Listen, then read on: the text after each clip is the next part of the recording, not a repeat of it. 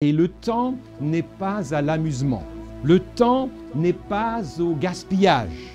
Et je vous ai déjà parlé du plus grand gaspillage de notre siècle. Mais ce matin, j'aimerais vous dire que nous ne sommes pas dans un temps d'amusement. Vous savez, parce que ceux qui attendent le retour du Seigneur et qui veulent participer aux noces de l'agneau, les noces que le Seigneur Jésus va donner, tous ceux qui veulent participer à ces noces, eh bien, doivent être prêts.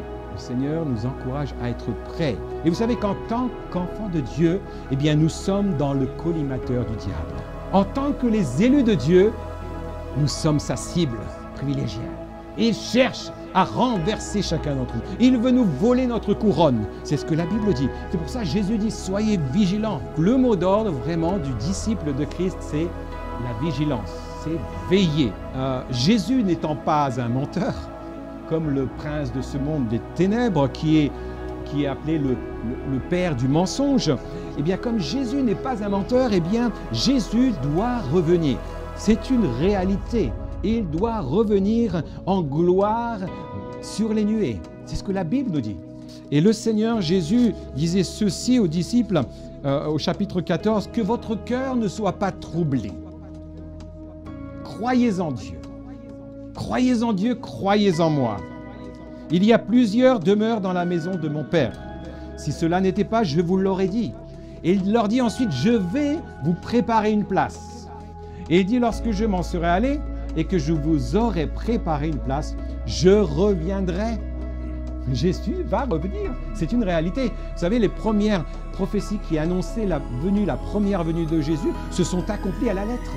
Donc nous pouvons être certains aujourd'hui que les prophéties qui annoncent sa seconde venue vont s'accomplir à la lettre. Il n'y a aucun doute. Il dit, je reviendrai. Pourquoi faire? Eh bien, et je vous prendrai avec moi, afin que là où je suis, vous y soyez aussi. Et il dit ensuite, vous savez où je vais et vous en savez le chemin. Éphésiens au chapitre 5. Éphésiens chapitre 5 à partir du verset 14. C'est pour cela qu'il est dit, réveille-toi, toi qui dors. Relève-toi d'entre les morts, et Christ t'éclairera. Prenez donc garde de votre conduite avec circonspection, non comme des insensés, mais comme des sages. Rachetez le temps, car les jours sont mauvais. C'est pourquoi ne soyez pas inconsidérés, mais comprenez quelle est la volonté du Seigneur. Seigneur notre Dieu, nous voulons te remercier pour ta parole. Et Seigneur, nous voulons te demander que tu viennes nous aider à comprendre ce que tu veux nous communiquer ce matin. Et Seigneur, que ton Esprit Saint, Seigneur, vienne nous inspirer, nous aider à comprendre ta pensée et que ton Esprit Saint, Seigneur, me donne les paroles pour annoncer, Seigneur, ton message ce matin, Père. Nous te prions dans le nom de Jésus. Amen. Vous pouvez vous asseoir. La vigilance est le mot d'ordre du disciple de Christ, ou du croyant réveillé, bien sûr. Parce que quand on est endormi, bien sûr, on n'est pas vigilant. On est tranquille, on rêvasse, notre esprit vagabonde. Donc c'est vraiment ce mot d'ordre qui est lancé aux disciples de Christ ou aux gens qui sont réveillés. Et bien sûr, mon désir est que les gens qui sont endormis se réveillent et qui puissent également entrer dans cette responsabilité de vigilance. Réveille-toi, toi qui dors, et alors Christ t'éclairera. Prenez donc garde de vous conduire avec circonspection, c'est-à-dire avec prudence, avec vigilance. Non comme des insensés, mais comme des sages. Donc la parole de Dieu nous encourage à chercher la sagesse de Dieu. Nous lisons dans Proverbes, Salomon nous encourage à chercher la sagesse de Dieu et nous dit que la crainte de Dieu est le commencement de la sagesse. Le respect de Dieu, cette vénération de Dieu, c'est la sagesse. Et ensuite, il nous dit comme des sages, rachetez le temps car les jours sont mauvais. C'est pourquoi ne soyez pas inconsidérés, c'est-à-dire déraisonnables. mais comprenez quelle est la volonté du Seigneur. Et il y a une autre traduction qui dit « Efforcez-vous de comprendre ce que le Seigneur attend de nous. » Efforcez-vous. Faites un effort pour comprendre ce que le Seigneur attend de nous. Donc, actuellement, mes amis, nous sommes dans un temps particulier et nous sommes dans un temps d'attente et le temps n'est pas à l'amusement. Le temps n'est pas au gaspillage. Je vous ai déjà parlé du plus grand gaspillage de notre siècle, mais ce matin, j'aimerais vous dire que nous ne sommes pas dans un temps d'amusement.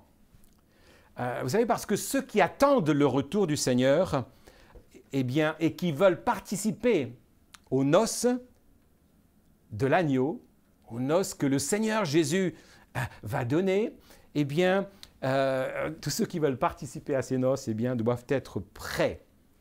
Le Seigneur nous encourage à être prêts, à veiller. Donc, le mot d'ordre vraiment du disciple de Christ, c'est la vigilance, parce que le Seigneur peut venir d'un moment à l'autre. Lorsque Jésus est mort et ressuscité, la Bible nous dit qu'il est monté au ciel pour nous préparer une place. Jésus l'a promis. Il a promis à ses disciples, avant de partir, eh bien, qu'il allait revenir. Et vous savez, comme promis, Jésus n'étant pas un menteur, comme le prince de ce monde des ténèbres qui est appelé le père du mensonge, eh bien, comme Jésus n'est pas un menteur, eh bien, Jésus doit revenir. C'est une réalité. Il doit revenir en gloire sur les nuées. C'est ce que la Bible nous dit. Mais Jésus l'a dit. Jésus l'a dit aux disciples. Nous pouvons lire ces passages dans l'évangile de Jean, lorsqu'il dit au chapitre 14, « Que votre cœur ne soit pas troublé. Croyez en Dieu. Croyez en Dieu, croyez en moi. Il y a plusieurs demeures dans la maison de mon Père. Si cela n'était pas, je vous l'aurais dit. » Et il leur dit ensuite, « Je vais vous préparer une place. » Donc Jésus est parti, Cédric. Et il est parti, il y a eu l'ascension, il est parti, il a quitté la terre. Il est parti pourquoi? Il est parti pour nous préparer une place. Et il dit, lorsque je m'en serai allé et que je vous aurai préparé une place, je reviendrai. Jésus va revenir. C'est une réalité. Vous savez, les premières prophéties qui annonçaient la première venue de Jésus se sont accomplies à la lettre. Donc nous pouvons être certains aujourd'hui que les prophéties qui annoncent sa seconde venue vont s'accomplir à la lettre. Il n'y a aucun doute. Il dit, je reviendrai. Pourquoi faire? Eh bien, et je vous prendrai avec moi, afin que là où je suis, vous y soyez aussi. Et il dit ensuite, vous savez où je vais et vous en savez le chemin. Donc Jésus a enseigné les disciples, ses disciples, les gens qui avaient cru en lui, à être vigilants et à attendre son retour. Donc Jésus doit revenir. C'est une réalité. La Bible nous enseigne que Jésus reviendra chercher son épouse. Et l'Église est comparée à une épouse. Donc Jésus vient chercher son épouse. Et la Bible dit que Jésus vient chercher une Église sainte. Une épouse sainte, une Église qui s'est préparée, une épouse qui s'est préparée. Parce que l'Église du Dieu vivant, il se l'est acquise par son propre sang, nous dit la Bible. Dans Actes, au chapitre 20, verset 28, vous lirez que Dieu s'est acquis l'Église au prix de son propre sang. Quel prix élevé il a payé de son propre sang. Donc le Seigneur nous encourage et dit que votre cœur ne se trouble point. Alléluia. Donc l'Église, elle est composée de saints, des saints qui représentent les élus de Dieu. Chacun peut en faire partie. Chacun est appelé à faire partie de cette Église. Mais chacun doit s'efforcer d'observer ce que le Maître nous a ordonné, nous a enseigné, nous a recommandé. Jésus nous a recommandé de veiller, d'être vigilants. Alors que les disciples regardaient Jésus s'en aller, vous lirez cela dans Actes au premier chapitre, ils étaient là alors que Jésus était en train de monter au ciel. Probablement, ils ne l'avaient pas vu au ciel jusque-là. Et alors que là, ils étaient en train de regarder cette scène, je suis sûr qu'ils étaient en train de se pincer pour se demander est-ce que c'était la vérité, la réalité, ou est-ce qu'ils étaient dans un rêve? Je suis persuadé qu'ils se pinçaient les uns les autres parce que c'était quelque chose d'extraordinaire. Et alors que Jésus était en train de s'élever, ils étaient abasourdis, ils étaient déconcertés, désorientés en voyant cette scène. Eh bien là, à ce moment-là, il y a 2 anges qui sont venus leur apparaître et sont venus les rassurer et ils leur ont dit ceci. Et comme ils avaient les yeux fixés vers le ciel, pendant qu'ils s'en allaient, 2 hommes vêtus de blanc leur apparurent et leur dirent ceci. « Hommes galiléens, pourquoi vous arrêtez-vous à regarder au ciel? Pourquoi, en quelque sorte, pourquoi est-ce que vous perdez votre temps? Il est parti, il est trop pour le voir. Vos yeux ne sont pas assez forts pour que vous puissiez voir encore plus loin. Stop, c'est bon, arrêtez. Arrêtez de regarder au ciel. » Il dit, ce Jésus qui a été enlevé au milieu de vous, viendra de la même manière que vous l'avez vu allant au ciel. Donc, ce Jésus est parti, il va revenir de cette même manière. Donc, les anges ont annoncé que Jésus allait revenir. Jésus l'a déclaré avant qu'il parte qu'il allait revenir. Donc, nous avons une certitude. Mais avant de les quitter, Jésus-Christ, eh bien, leur a recommandé d'être vigilants. La vigilance, le mot d'ordre du disciple, la vigilance. En plus d'être un disciple, parce que c'est ce que le Seigneur nous a demandé de faire, en plus d'être des témoins, en plus d'aller prêcher au monde entier la bonne nouvelle, c'est ce que le Seigneur nous demande de faire, c'est ce que nous efforçons de faire, annoncer la bonne nouvelle du royaume de Dieu et de faire des disciples. Le Seigneur nous a commandé de faire des disciples, de les baptiser au nom du Seigneur, de les enseigner, de les amener au salut. Mais le Seigneur nous a aussi commandé d'être vigilants. Et j'aimerais lire une autre écriture que le Seigneur Jésus, ce que le Seigneur Jésus a dit aux disciples dans l'évangile de Luc au chapitre 12. Luc chapitre 12 verset 35. Voilà ce que le Seigneur Jésus dit aux disciples. Que vos reins soient sains et vos lampes allumées. Et vous, soyez semblables à des hommes qui attendent que leur maître revienne, afin de leur ouvrir dès qu'il arrivera et frappera. Au verset 37, « Heureux ces serviteurs que le maître, à son arrivée, trouvera veillant. Je vous le dis en vérité, il se scindra, les fera mettre à table et s'approchera pour les servir. » Qui?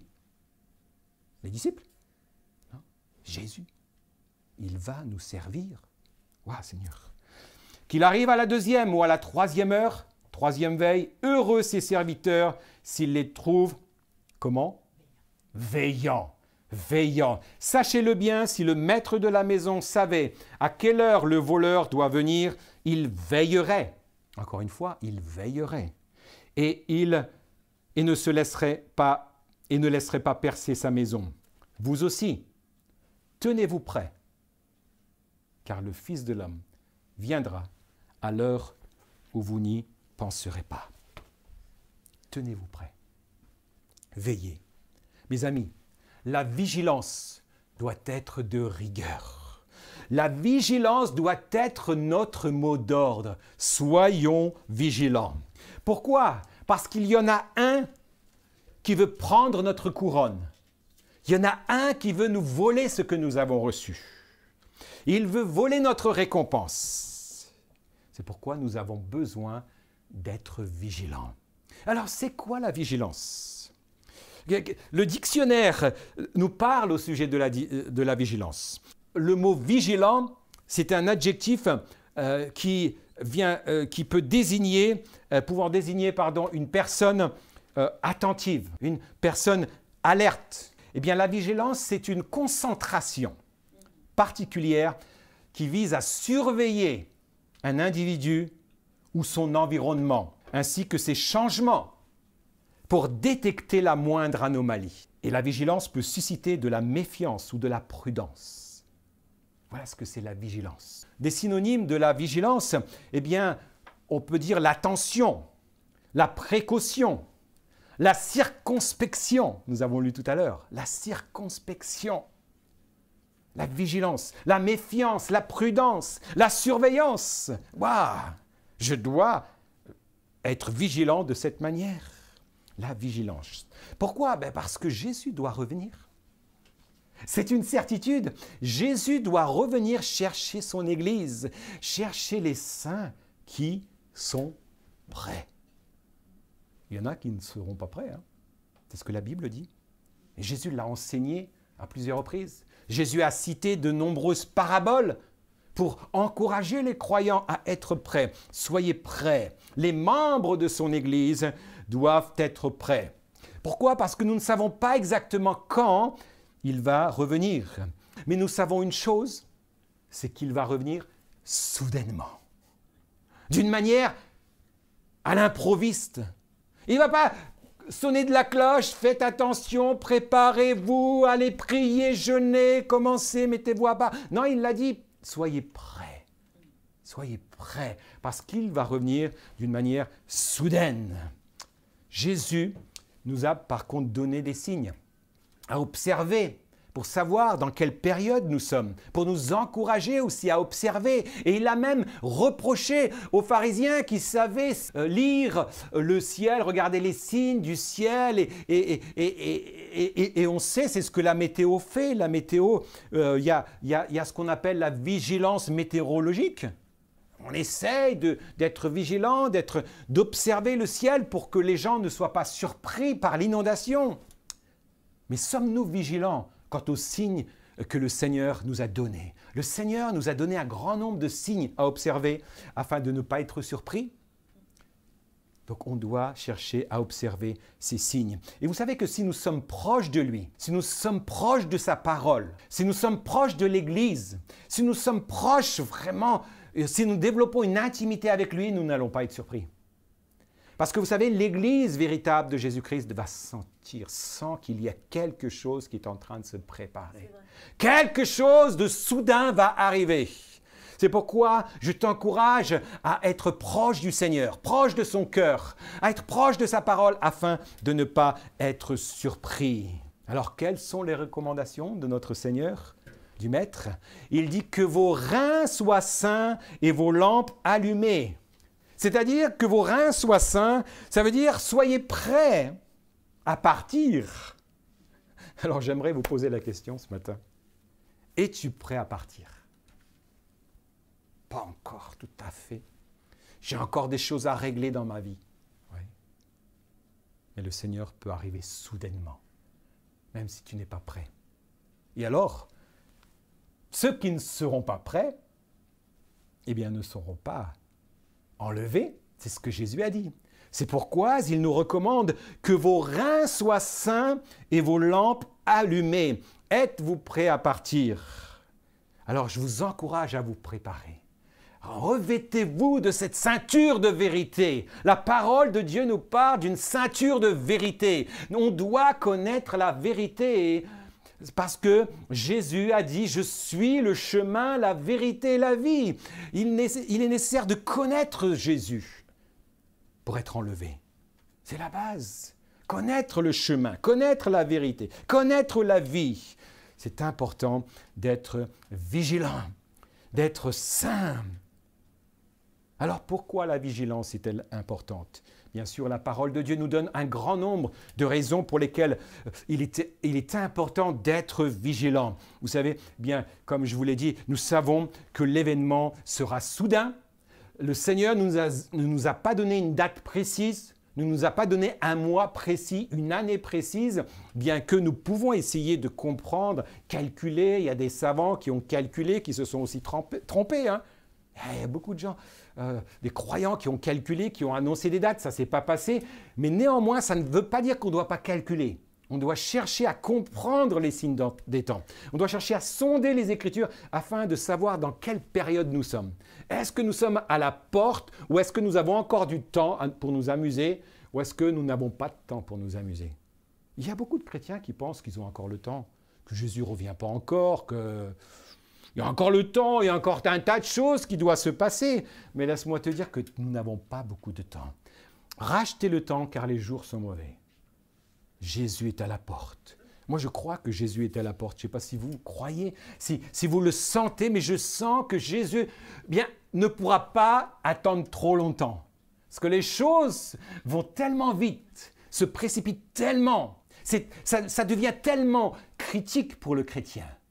La situation de notre société est tellement critique pour nos enfants, nos petits-enfants, pour les chrétiens, que je me dis, Seigneur, ce n'est pas possible que tu traînes trop longtemps parce que qui sera sauvé? Des fois, je suis inquiet. Je dis, Seigneur, viens vite, viens vite. Et l'épouse de Jésus-Christ doit prier, Seigneur, viens. Vous savez, lorsque j'étais fiancé avec mon épouse et j'étais pas à côté d'elle et j'habitais dans l'Aube, et à chaque fois que je l'avais en ligne, je comprenais qu'elle voulait que je vienne la voir, que je fasse quelque chose pour lui montrer que j'avais besoin d'elle et que j'étais attiré par elle et donc elle me demandait quand est-ce que tu viens, quand est-ce que... c'est comme ça qu'on se passe. Quand on est fiancé, on montre à l'autre qu'on a besoin de l'autre et qu'on a hâte qu'il vienne nous voir, on a hâte qu'il vienne nous demander en mariage. On a hâte qu'ils viennent nous apporter des fleurs. On attend avec impatience sa venue. Mais ne pensez-vous pas que l'Église doit être dans cette attitude d'attente et de dire « Seigneur, viens vite! Seigneur, viens! Viens au secours! Viens à notre secours! Viens mettre de l'ordre sur cette terre! » Mais vous savez, on doit être vigilant aussi parce qu'il y a des enjeux qui sont très importants. Il y a des enjeux énormes. Et aujourd'hui, nous sommes dans un environnement hostile. Et cet environnement nous pousse constamment à la négligence.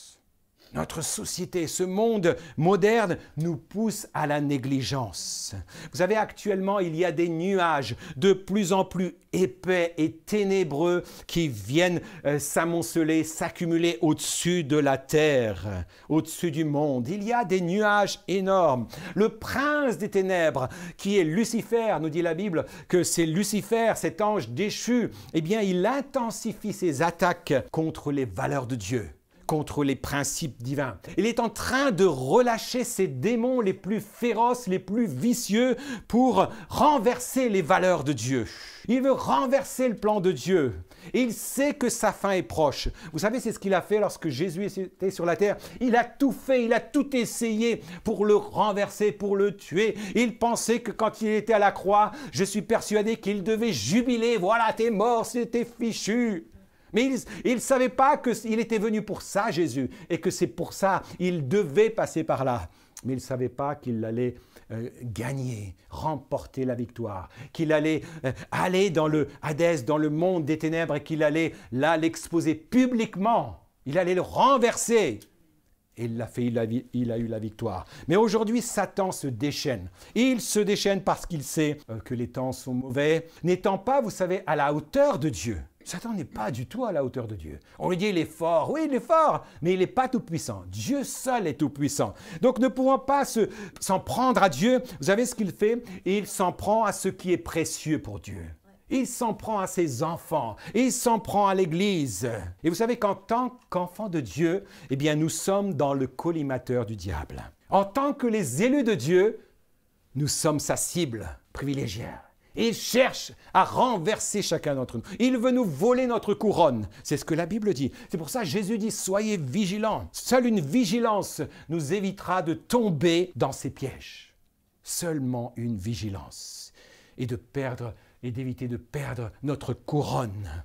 Et nous avons bien sûr, Jésus a illustré cette vérité par ces 10 vierges dont 5 étaient folles, 5 étaient sages. Donc ces 10 vierges représentent bien sûr les croyants qui ont cru dans le Seigneur, mais la moitié, 5 des vierges étaient prêtes, elles attendaient le retour de l'époux, et 5 se sont laissées entraîner vers la négligence. Elles ont négligé les choses essentielles de leur vie, et c'est pourquoi elles ne sont pas entrées dans les noces. Elles ont négligé. Alors ne négligeons pas cela. Vous savez, Jésus-Christ a mis souvent en garde les croyants. Et dans Marc au chapitre 13, verset 33, nous lisons ceci. Jésus dit, « Prenez garde, veillez et priez. » Oh Seigneur, c'est dur de prier. J'ai pris 1 minute, je suis déjà fatigué. Seigneur, ce soir, je ne vais pas me mettre à genoux parce que ça me fait mal au genou et je suis trop fatigué. Et je me couche et je dis, Seigneur, tu me comprendras. Oh Seigneur, j'ai tellement travaillé que tu me comprendras. Je suis faible. Ouais, c'est pas ça. Hein? Des fois, ça nous arrive de dire ça. Hein? Ça m'arrive aussi. Hein? Ah Seigneur, tu comprendras. Je suis fatigué, j'ai trop travaillé. Je suis tellement attaqué que j'ai plus la force de prier. Pourtant, Jésus nous dit de veiller et prier. La prière est essentielle. Et c'est pour ça que Satan fera tout pour nous éloigner de la prière. On aura du temps pour tout, sauf la prière. Oh Seigneur, aide-nous Seigneur.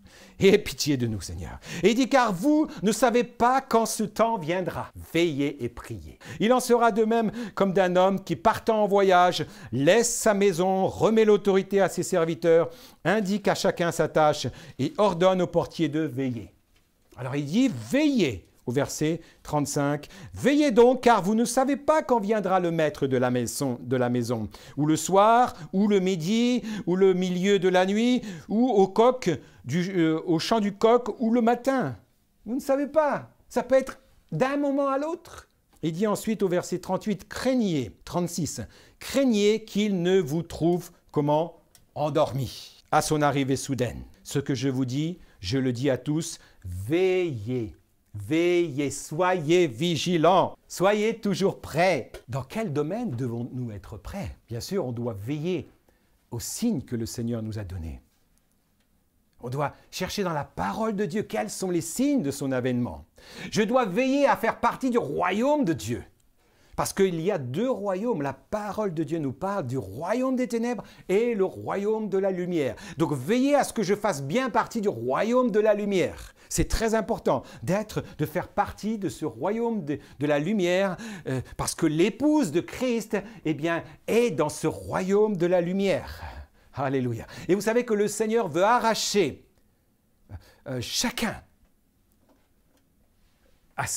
au royaume des ténèbres et transporter les gens au royaume de la lumière. C'est son désir. Il veut, la Bible dit qu'il use de patience, il veut que tous les hommes soient sauvés, que tous les hommes entrent dans son royaume. C'est la volonté de Dieu, c'est le désir de Dieu. Et Colossiens 12 nous dit « Rendez grâce au Père qui vous a rendu capable d'avoir part à l'héritage des saints dans la lumière, qui vous a délivré de la puissance des ténèbres et vous a transporté dans le royaume du Fils de son amour, en qui nous avons la rédemption et la rémission des péchés. » En Christ, Jésus nous permet d'être transportés des ténèbres à son admirable lumière. Donc je dois veiller à être bien dans ce royaume de la lumière. Parce que c'est important d'être sûr que je suis un enfant de Dieu. Je suis né de nouveau. Alléluia. C'est important de veiller à cela. Bien sûr, il y a un autre domaine dont il est important de veiller, c'est celui de nos pensées. De nos pensées. C'est tellement important les pensées. Vous savez, la Bible dit que nous sommes corps, âme et esprit. Mais Satan agit. Satan cherche à nous déstabiliser, à nous détourner de Dieu, du royaume de Dieu, au travers de nos pensées. Nos pensées sont tellement importantes. Et les pensées, bien sûr, font partie de l'âme, de cette partie émotionnelle. On a les émotions, on a les décisions, on a cette partie intellectuelle. Et Satan cherche à nous déstabiliser au niveau de notre âme, en nous bombardant avec tout un tas de pensées négatives qui sont contraires à la parole de Dieu. Et s'il arrive à nous faire accepter ces pensées, eh bien, il va arriver à toucher notre être intérieur, nos émotions, notre joie, tout cela.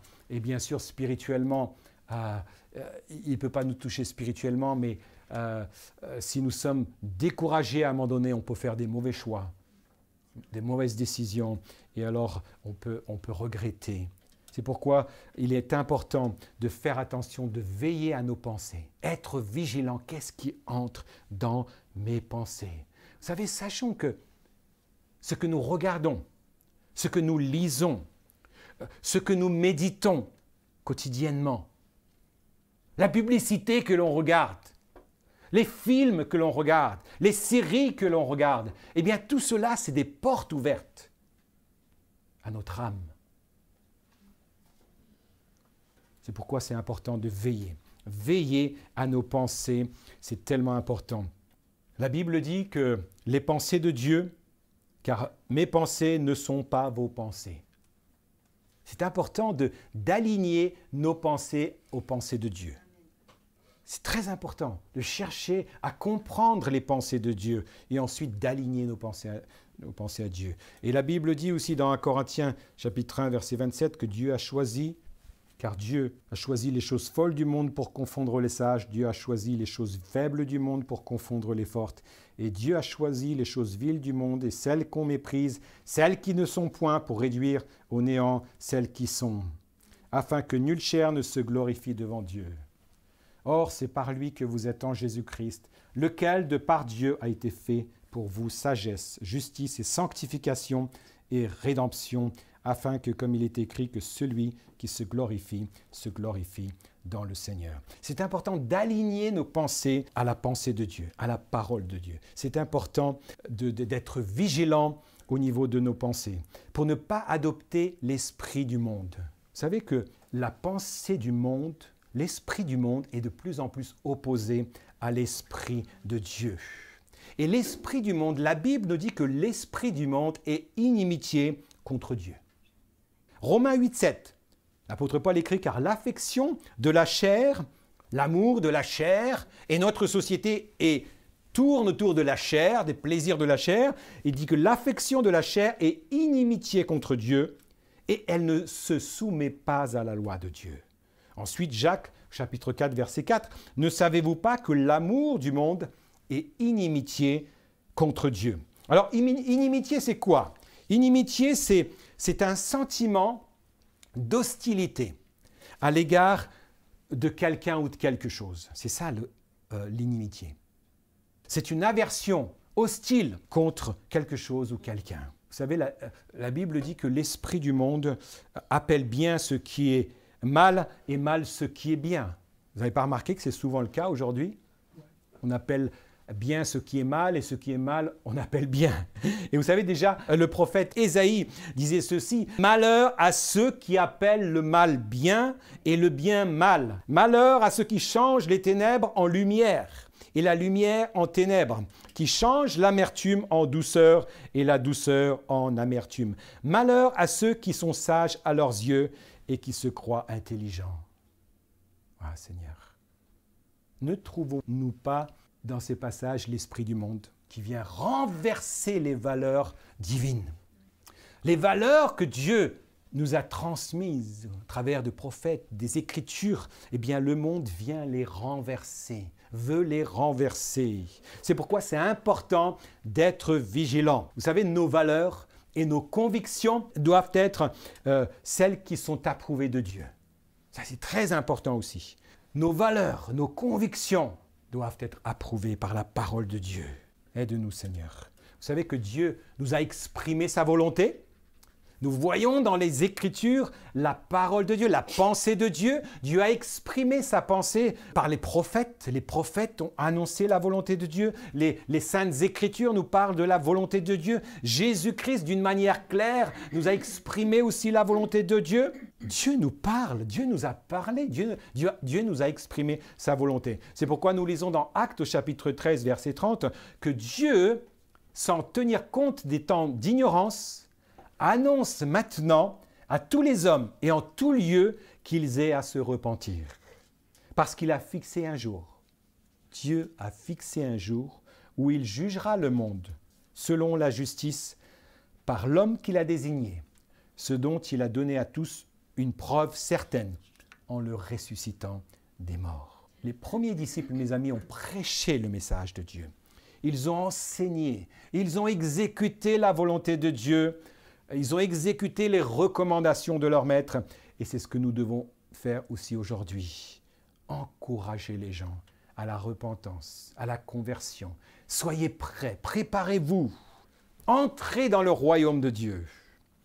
Et vous savez, un autre domaine dans lequel il est important d'être très vigilant, un domaine très très important, c'est la gestion du temps. Comment gères-tu ton temps? Es-tu suffisamment vigilant quant à la gestion de ton temps? Tout est fait pour nous distraire. Tout est fait pour nous voler notre temps. Tout est fait pour nous gaspiller notre temps, pour gaspiller notre énergie. Vous savez, comme dans les jeux, je ne sais pas si certains font des jeux électroniques, ouais. Les garçons, là, non. Vous savez, quand on fait des jeux, vous n'osez pas le dire, hein, je ne sais pas si vous jouez, mais quand on fait certains jeux, vous avez un certain nombre de vies. Et au fur et à mesure du jeu, quand vous perdez de la vie. Mais à un moment donné, vous êtes à la fin de votre vie. Et si vous perdez ce dernier temps de vie, eh bien, vous mourrez. On a besoin de veiller à comment nous gérons notre temps. Comment on gère notre énergie. Vous savez, l'ennemi cherche à nous éloigner des choses essentielles. Ça sera toujours difficile de revenir aux choses essentielles. L'objectif du malin, c'est de nous dépouiller de tes ressources. Il veut te dépouiller entièrement de tes ressources. Il veut te faire dépenser tout ce que tu as par des jeux, par des amusements, par des plaisirs de la chair. Et alors, eh bien, tu n'auras plus de temps pour Dieu. Tu n'auras plus d'énergie pour Dieu. Tu n'auras plus de ressources pour Dieu parce que tu auras tout dilapidé pour des choses futiles, des choses qui ne sont pas nécessaires. Et vous savez, les choses essentielles, c'est le temps de prière, c'est la méditation, c'est cette communion intime avec Dieu, cette communion intime avec les autres chrétiens, ce temps où tu te repens, tu cherches la face de Dieu. C'est tellement important de ne pas négliger cela. C'est super important. Bien gérer notre temps. Quelles sont nos priorités? Jésus a encouragé, il a dit cherchez d'abord le royaume de Dieu. Cherchez d'abord à être prêt. Préparez-vous en premier. Soyez saints, soyez revêtus de la ceinture, soyez prêts à partir. Et j'aimerais vous encourager aujourd'hui à être prêt à partir. Es-tu prêt à partir? En rentrant à la maison, demande-toi est-ce que je suis prêt à partir? Ou est-ce que je n'ai pas encore mis mes chaussures? Je suis à moitié en guenilles. Je ne suis pas du tout prêt, je suis en robe de chambre. Si le Seigneur vient, je serai pas prêt. Il y en a beaucoup qui sont toujours en robe de chambre. Hein. Ils pensent qu'ils ont encore le temps, c'est pas encore le matin. Ou ils ont laissé sonner le réveil 1 fois, 2 fois, 3 fois, mais bon, ils continuent encore un petit peu. Mais le Seigneur nous dit veillez. Veillez, soyez attentifs. C'est superbe, important de bien gérer notre temps, d'être vigilant quant au temps. Alors comment être vigilant, bien sûr. Il faut bien sûr déjà être né de nouveau, d'eau et d'esprit, c'est ce que le Seigneur nous a dit, d'être converti, d'être prêt, d'être une nouvelle nature, de faire partie de cette famille, de cette église, de cette épouse que Jésus vient chercher. C'est la première étape, c'est de se convertir, d'être baptisé, de servir le Seigneur, d'être rempli du Saint-Esprit. C'est la base, c'est ce que Jésus a dit à Nicodème. Nicodème lui dit, mais comment faire pour naître de nouveau? Ben, Jésus lui a dit clairement, tu dois naître d'eau et d'esprit, pour entrer dans le royaume de Dieu. C'est la base. Voilà, j'entre dans le royaume de Dieu. Et ensuite, bien sûr, je dois développer une vie, une relation intime avec le Seigneur. Je dois veiller à ma vie de prière, veiller à mon temps d'intimité avec le Seigneur pour rester en contact avec lui. Parce que vous savez, c'est dans l'intimité avec le Seigneur que le Seigneur vient remplir notre lampe de l'huile. C'est dans cette intimité qui vient. Le Saint-Esprit est symbolisé par l'huile qu'on met dans la lampe. Aujourd'hui, on n'a plus de lampe à pétrole, de lampe avec de l'huile, mais cette lampe, cette huile représente cette énergie, cette puissance, cette énergie qui permet à la lampe de briller. Et si nous voulons continuer à briller, Jésus nous a dit tout à l'heure, hein, on avait lu que vos reins soient sains et que vos lampes soient allumées. Si nous voulons que notre lampe soit allumée, il va falloir que l'on ait de l'huile dans la lampe. Sinon, elle s'éteint, hein, c'est comme ça. On a besoin d'être renouvelé du Saint-Esprit. Seigneur, viens renouveler du Saint-Esprit. C'est important d'avoir à nos reins cette ceinture de vérité, d'être prêt à partir, d'avoir nos lampes allumées et d'attendre le Seigneur. C'est ce que le Seigneur dit. Heureux ces serviteurs que le Seigneur trouvera en train de veiller, en train d'être vigilants. Et c'est pourquoi le Seigneur Jésus dit, tenez-vous prêts, car le Fils de l'homme viendra à l'heure où vous n'y attendrez pas. Que vos reins soient sains, que vous soyez habillés quelque part. Mettez vos chaussures, votre tenue, soyez prêts à partir. Vous savez, lorsque le peuple hébreu était en Égypte et lorsqu'il y avait la dernière plaie qui allait tomber et lorsque le Seigneur a institué aussi la Pâque, le Seigneur avait demandé au peuple hébreu d'être prêt, de se préparer, d'être prêt. Et ils savaient qu'ils allaient sortir de l'Égypte. Ils étaient prêts. Ceux qui n'étaient pas prêts, ils sont restés. Hein. Ah, je ne suis pas prêt. Ben, tant pis pour toi, nous on s'en va. Hein. Ça, on n'aura pas le temps d'attendre les autres. Hein. On n'aura pas le temps. Quand le Seigneur va arriver soudainement, c'est pourquoi le Seigneur nous encourage. Dans Éphésiens au chapitre 6, verset 14, nous lisons « Tenez donc ferme, ayez à vos reins la vérité pour ceinture et revêtez la cuirasse de la justice. » Amen. Soyons revêtus, soyons justifiés. Comment? Par le sang de Jésus-Christ, le sang de l'agneau. C'est lui qui nous lave, qui nous justifie, qui nous permet d'entrer dans son royaume. C'est lui qui nous remplit, qui nous baptise du Saint-Esprit. C'est pourquoi c'est important vraiment d'être prêt et d'allumer notre lumière. La lampe allumée, la Bible dit au psaume 119, verset 105, « Ta parole est une lampe à mes pieds et une lumière sur mon sentier. » Nous avons besoin d'avoir la lumière allumée. Seigneur, aide-nous. Cette lampe va nous permettre de marcher sur la bonne voie. Alors, comme nous avons lu tout à l'heure, dans Luc 12, au verset 37, « Le Seigneur, je vous le dis, il se ceindra, il fera mettre la table, et il s'approchera pour les servir. » Oh Seigneur, le Seigneur va nous servir parce qu'on a réussi, on a veillé jusqu'à la fin. Alléluia. C'est important de ne pas s'assoupir, de veiller. La Bible dit dans Proverbes 24, 33, un peu de sommeil, un peu d'assoupissement, un peu croiser les bras, croiser les mains pour dormir. C'est ce que l'ennemi voudrait faire. Hein? Il veut nous endormir. Le Seigneur nous dit de nous réveiller. Et la pauvreté te surprendra comme un rôdeur, et la disette comme un homme en armes. Ne pas nous assoupir. Ne pas nous assoupir. Veiller. Veiller et prier. Et pour conclure, j'aimerais juste vous lire ces passages d'un Thessaloniciens, chapitre 5, à partir du verset 1. Pour ce qui est des temps et des moments, vous n'avez pas besoin, frères, qu'on vous en écrive, car vous savez bien vous-même que le jour du Seigneur viendra comme un voleur. Dans la nuit, quand les hommes diront paix et sûreté, alors une ruine soudaine les surprendra, comme les douleurs de l'enfantement surprenant la femme enceinte, et ils n'échapperont point.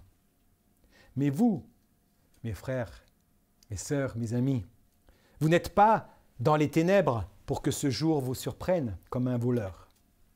Vous êtes tous des enfants de la lumière et vous êtes les enfants du jour. Nous ne sommes point de la nuit, ni des ténèbres. Ne dormons donc point comme les autres, mais veillons. Soyons vigilants, veillons, soyons sobres. Car ceux qui dorment, dorment la nuit, et ceux qui s'enivrent, s'enivrent la nuit. Mais nous qui sommes du jour, soyons sobres, ayant revêtu, être habillés, ayant revêtu la cuirasse de la foi et de la charité, ayant pour casque l'espérance du salut. Car Dieu ne nous a pas destinés à la colère, mais à l'acquisition du salut par notre Seigneur Jésus-Christ, qui est mort pour nous, afin que soit que nous veillions, soit que nous dormions, nous vivions ensemble avec lui. C'est pourquoi exhortez-vous réciproquement et édifiez-vous les uns les autres, comme en réalité vous le faites. Waouh Seigneur. Et Romains 13, 11, cela importe d'autant plus que vous savez en quel temps nous sommes. C'est l'heure de vous réveiller, enfin du sommeil, car maintenant, le jour du salut est plus proche que lorsque nous avons cru. Mes amis, au verset 12, la nuit est avancée, Le jour approche. Dépouillons-nous donc des œuvres des ténèbres et revêtons les armes de la lumière. Ô Seigneur, prions. Seigneur, tu reviens bientôt. Seigneur, tu reviens chercher ton Église. Tu viens chercher ton peuple. Et Seigneur, tu nous as recommandé de veiller. Être vigilant. Que cela soit notre mot d'ordre à chacun. Seigneur, nous savons que tu es fidèle et que tu accomplis ta parole et que ce que tu dis, tu l'accomplis. Ce que tu as dit, tu vas le faire. Seigneur, tu as promis aux disciples, il y a 2000 ans, que tu reviendras. Que tu reviendras sur les nuées avec les saints. Mais avant, Seigneur, tu enlèveras ton peuple. Tu viendras chercher ton Église pour ses noces. Seigneur, tes noces. Cette fête, Seigneur, qui va durer, pas une journée, Seigneur, mais plusieurs années. Seigneur, nous allons être avec toi. Seigneur, comme tu dis dans ta parole, tu vas nous servir là, Seigneur. Mais aujourd'hui, tu nous demandes, Seigneur, d'être fidèles, d'être vigilants, de veiller, prier. Seigneur, combien de fois nous sommes endormis. Nous avons négligé cette recommandation.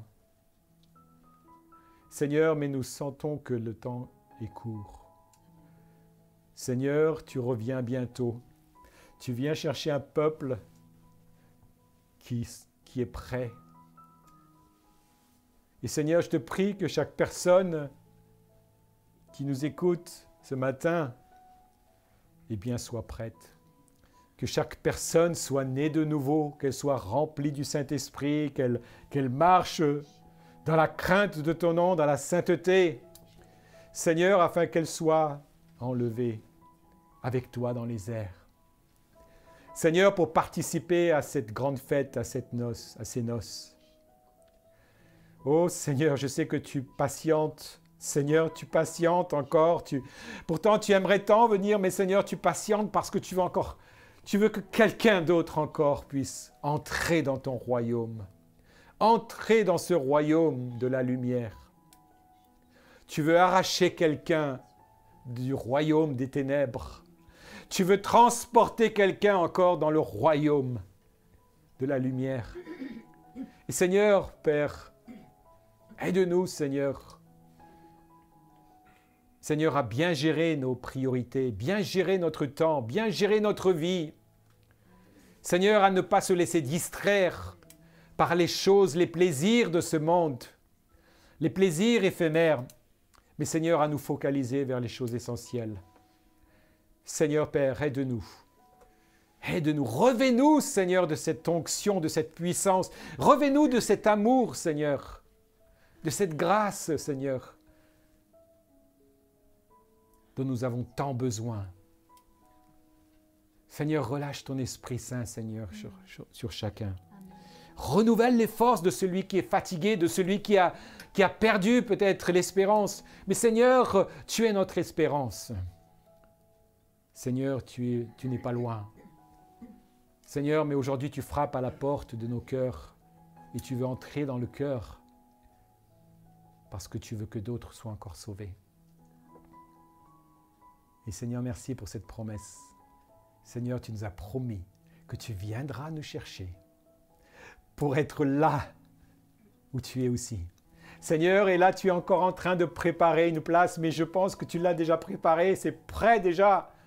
Ça fait 2000 ans, Seigneur, que tu prépares. Ça doit être quelque chose de formidable, Seigneur. Et je crois que tu attends encore.